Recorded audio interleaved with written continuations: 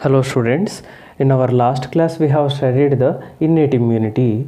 In this class we are going to study about the acquired immunity. Both this innate immunity and acquired immunity are the part of immune system only. The acquired immunity will act on pathogens specifically. This is the first property. Why it is acting? Because it's a nature of work. Okay, the innate immunity is a non-specific, means it can eliminate any type of pathogen, microbes, germs we have studied, but the acquired immunity will identify first of all. Okay, if it is a pathogen, then it will be eliminated specifically.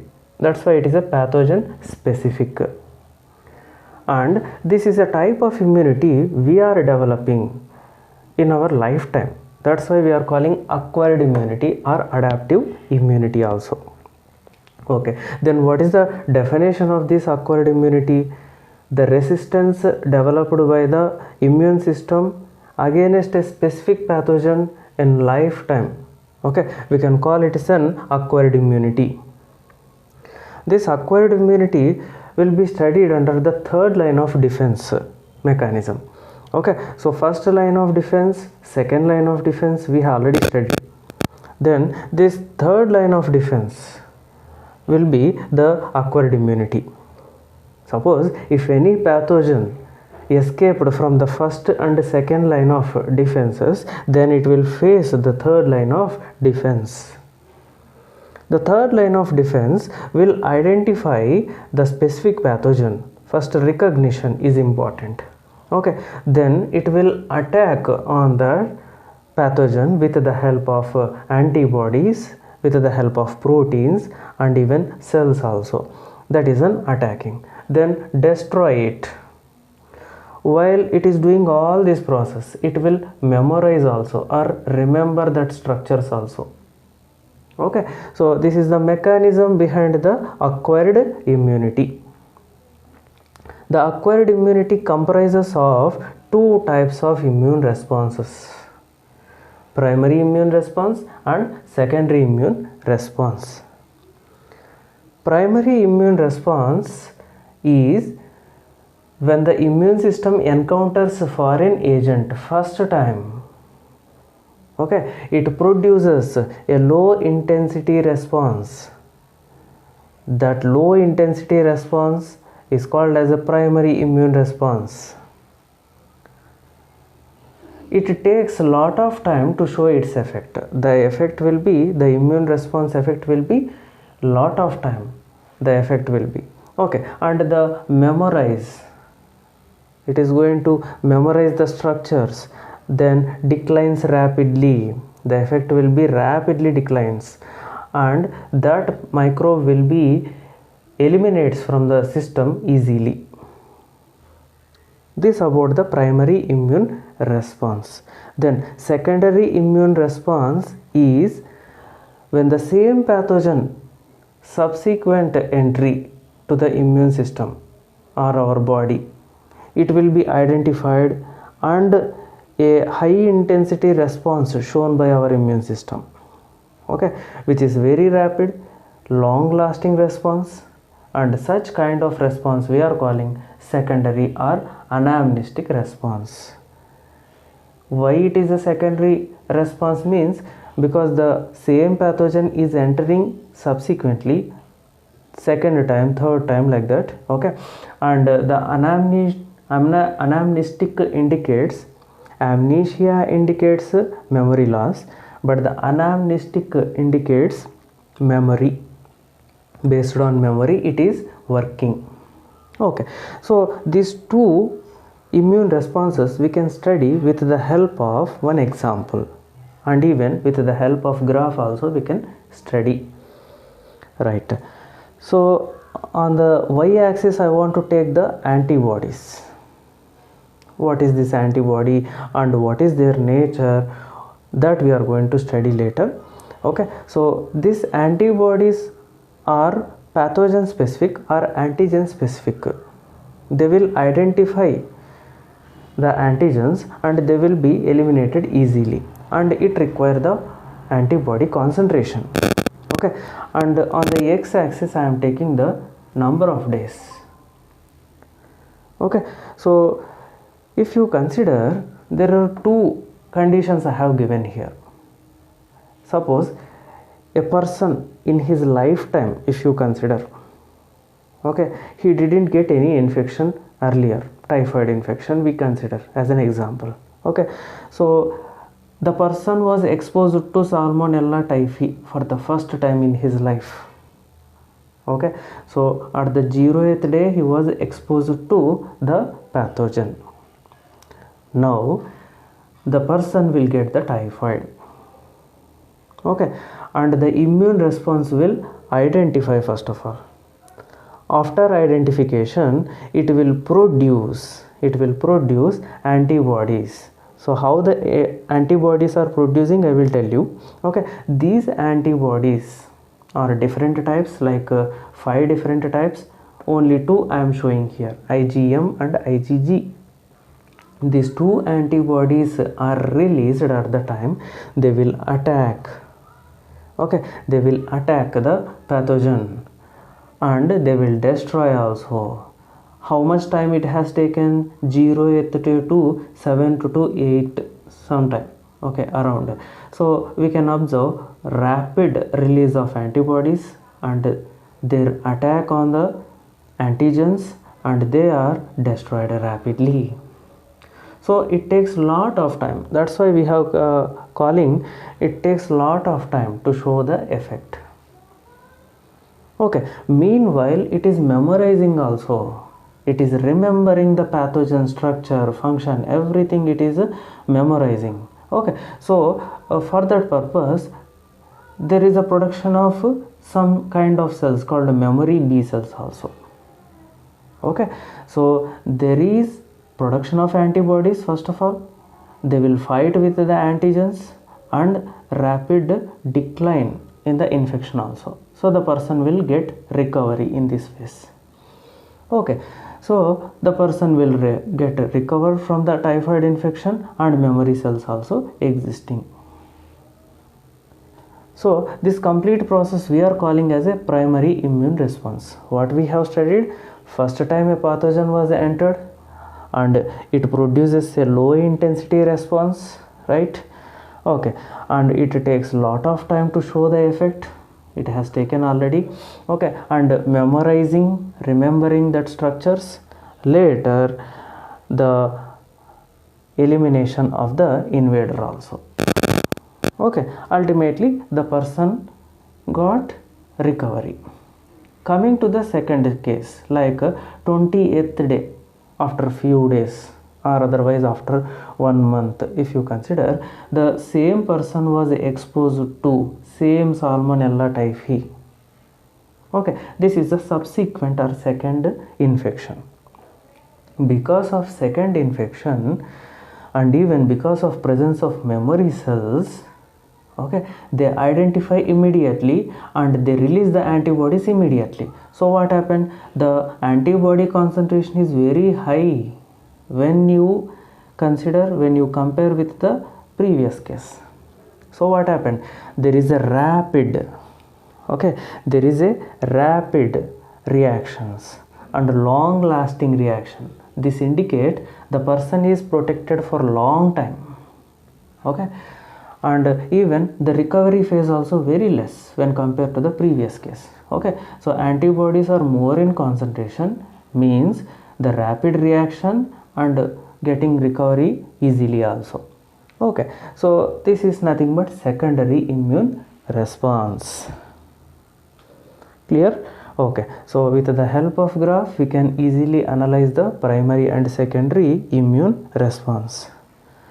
In this way, the acquired immunity, our immune system is going to act specifically on a particular pathogen.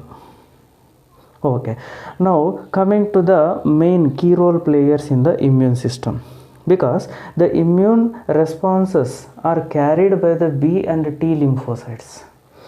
Our white blood cells containing different categories of cells, among them agranulocytes. B and T lymphocytes are called agranulocytes. because the cytoplasm not having any granules and a large nucleus appears, and they directly attack on the antigens and foreign agents also.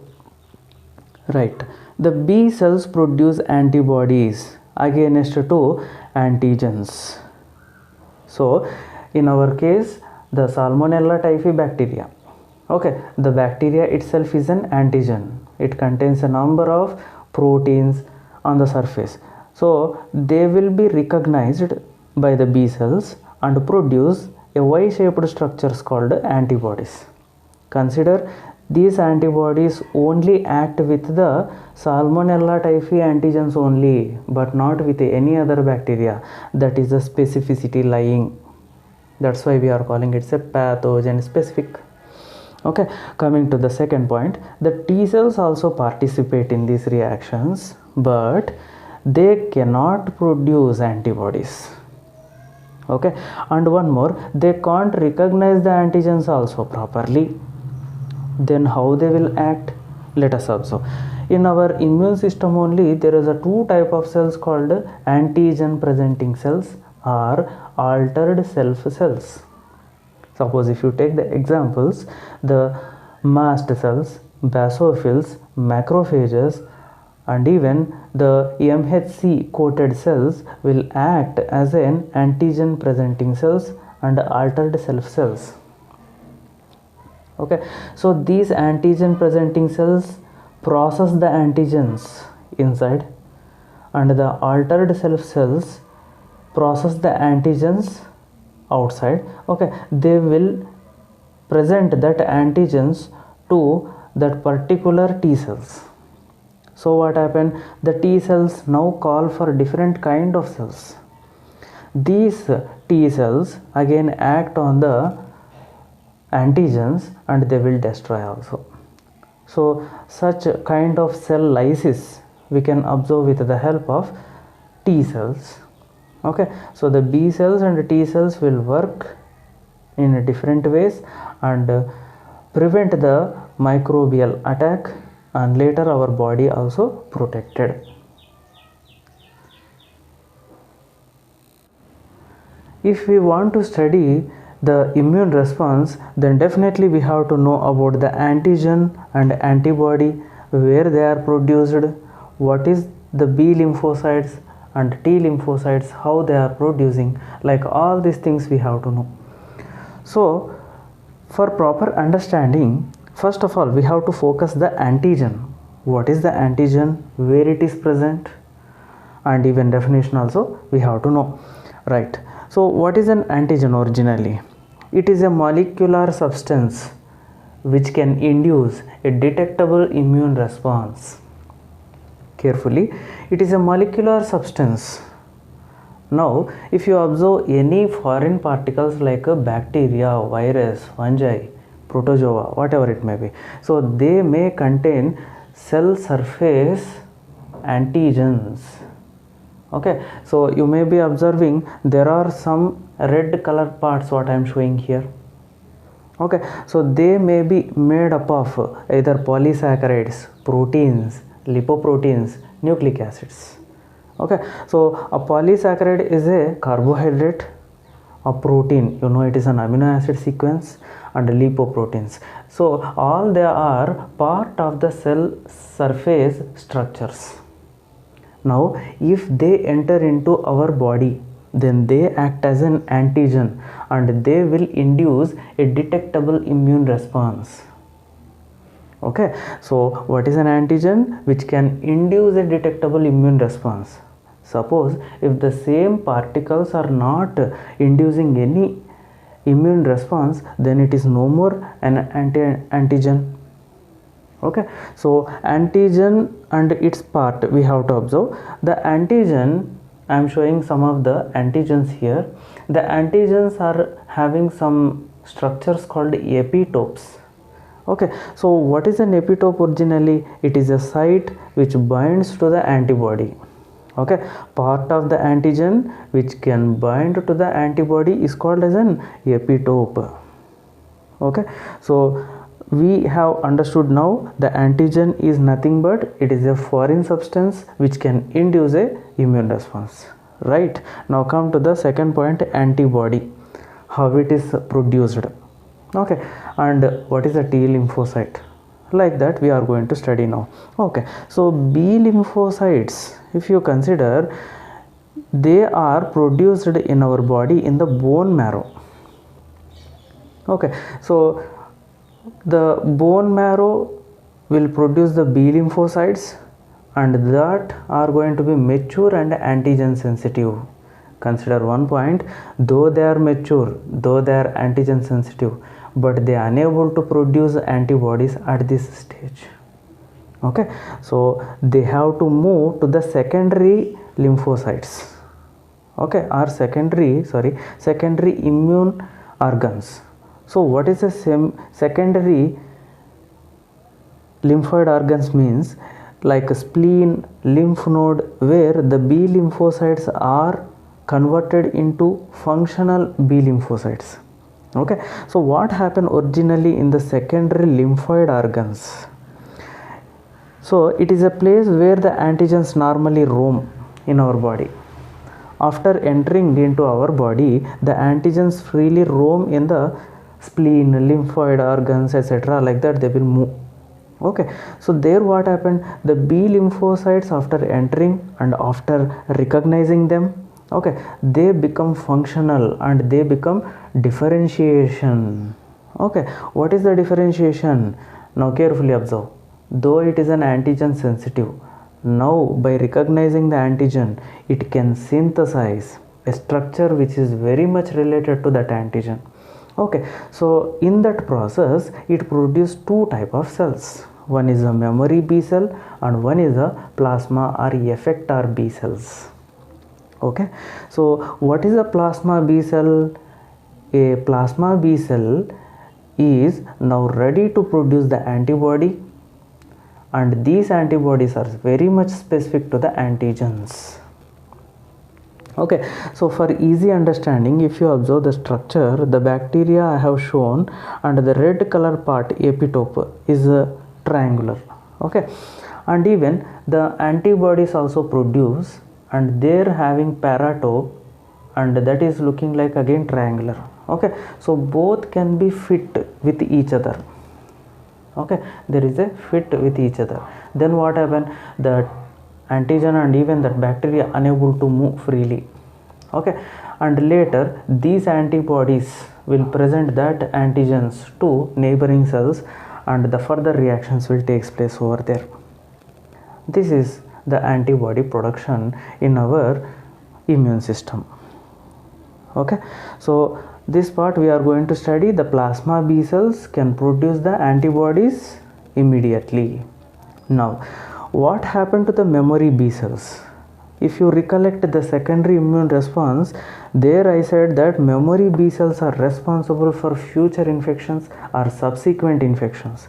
If the same bacteria and containing same antigen is entered for the second time, then immediately it releases the antibodies. Okay, so this we are going to compare with the primary and secondary immune responses. Now come to one point, the T lymphocytes also. So how the T lymphocytes are involving in the immune response we are going to study now. The T lymphocytes normally produce in the thymus, and there is a two kind of cells are forming, T helper cells and T cytotoxic cell. Now just carefully observe the structure. The cells are having a large nucleus, less cytoplasm, and there is a T cell receptor, and there is a CD4.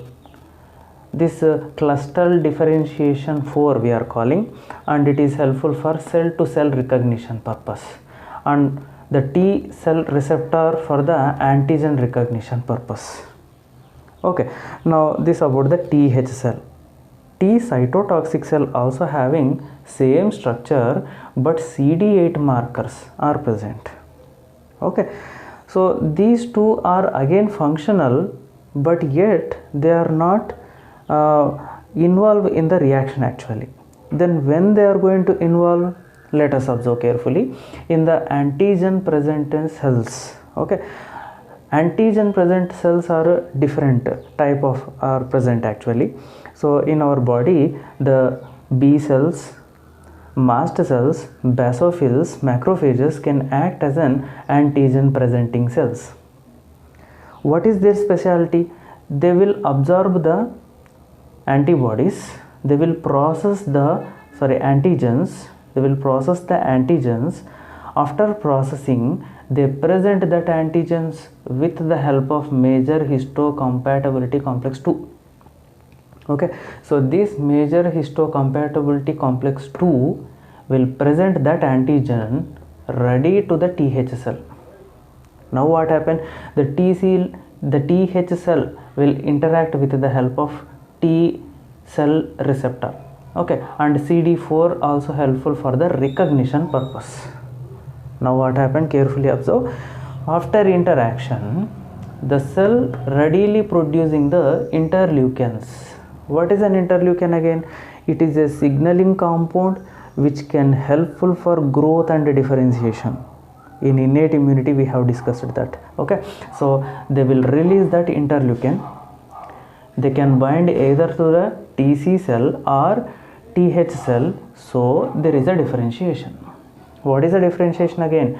The TC cell now converted into effector TC cell, or they make converted into memory TC cell. So what the effector TC will do? They will identify the infected cells or the pathogens, and they will do the cell lysis process. So this is a mechanism behind the T lymphocytes.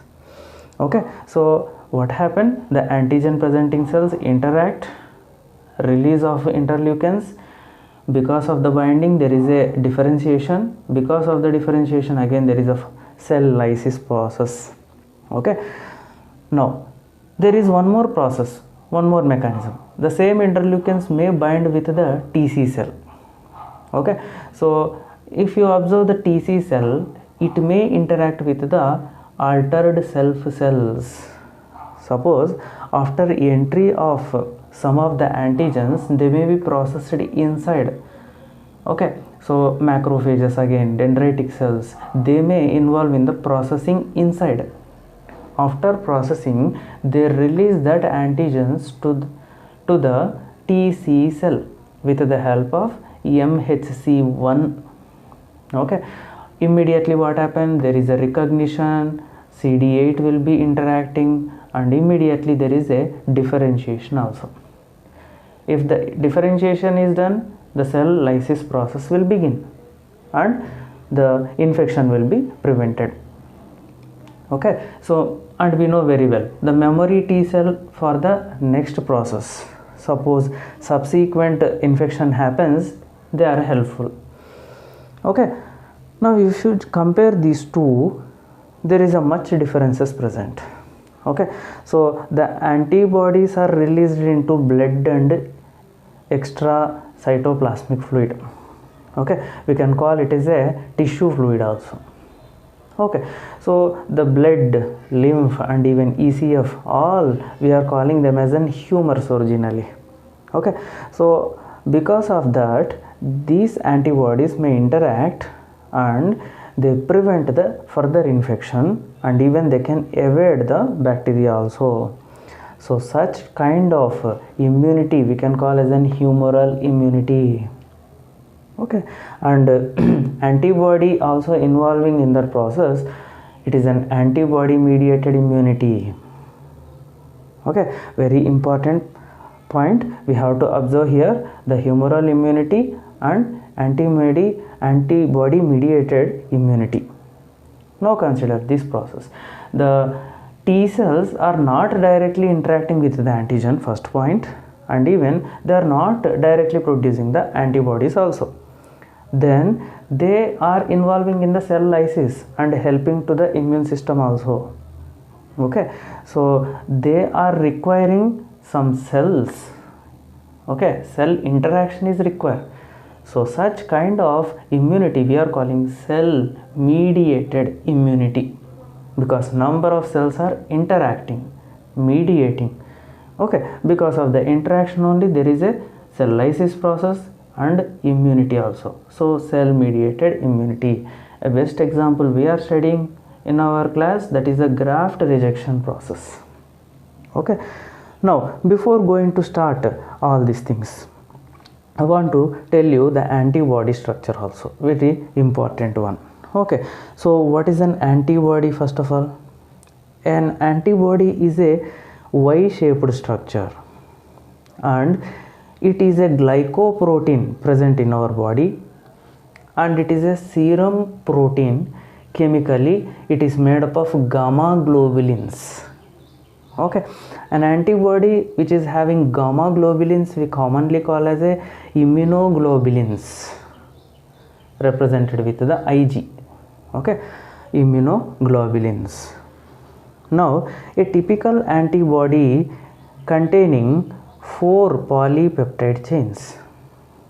Okay, consider it is a polypeptide chain. What is a polypeptide chain? Again, a number of amino acids are joined together forming one polypeptide chain. So there is different chains are present. Okay, so 2 short chains are present and 2 long chains also present. The 2 long chains we are calling as an heavy chains, H2. Okay, and the 2 small chains we are calling as a light chains, L2. Now if you consider the 2 chains are going to be present in a particular position with the help of disulfide bonds. Okay, so there is a different kind of disulfide bonds. The disulfide bond in between the chains is called as an interdisulfide bond, and the disulfide bond present within the chain we can call intradisulfide bond. There is an intradisulfide bonds in the light chain, heavy chain, and in between the heavy and light chains also. Okay, so this about the antibody structure. Now again if you go deep into that, there the N terminal end is present along with the C terminal end also. N terminal indicates amino group is present towards this end, and the carboxyl terminal is present in the another end. Okay, now for our easy understanding, if you see this B cell, the antibodies are attached to the membrane. We can call these antibodies as an membrane bound antibodies. And with what part they have attached? FC part, C. Okay, so here I am showing the FC end. This end is going to be FC, where the membrane bound part is present, and the FAB part, this is the FAB part. There are 2 FAB parts are present, and again if you consider, we are calling it an fragment antigen binding site. Why? Because there is a antigen binding site is present here. Okay, and this antigen binding site we can call as a paratope. So antigen and their site we are calling as an epitope, and where it is fitted with the antibody, that part we are calling as a paratope. Okay, so it's now easy to understand the epitope can fit into the paratope, that I already shown. Okay, so FAB end, FC end. FC indicates crystallizable, fragment crystallizable, fragment antigen binding site. Okay, now if you consider the chain also divided into 2 different parts again. Variable region indicated with V, constant region indicated with a C.